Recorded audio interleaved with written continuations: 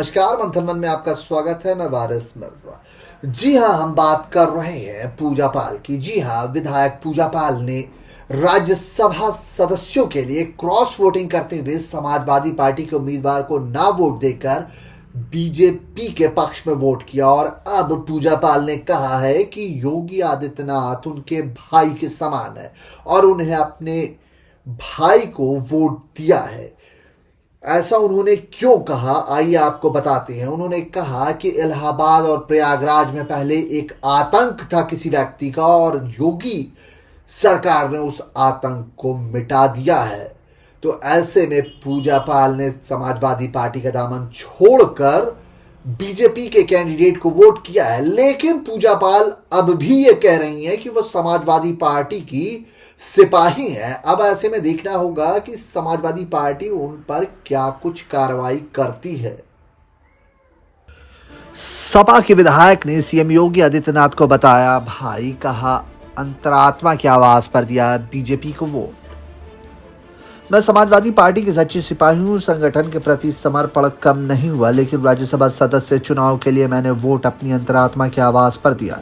ये कहना है चायल विधानसभा क्षेत्र समाजवादी पार्टी के विधायक पूजा पाल का।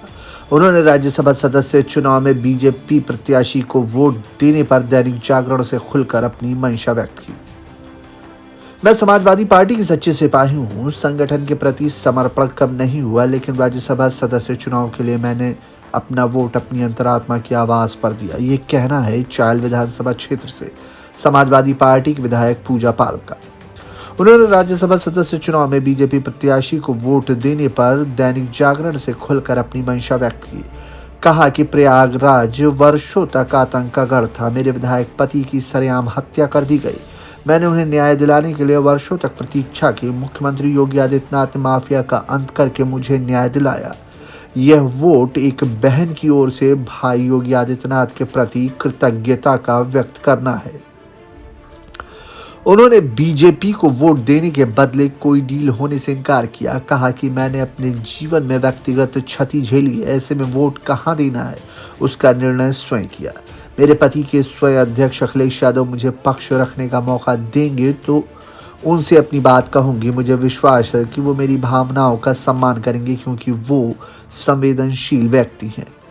सपा की ओर से कार्रवाई होने पर प्रश्न पर कहा कि जो होगा देखा जाएगा। बीजेपी के टिकट पर लोकसभा चुनाव लड़ने के प्रश्न पर खुलकर नहीं बोली। कहा कि भविष्य में क्या होगा उसे अभी नहीं कहा जा सकता, जो होगा वो अच्छा ही होगा।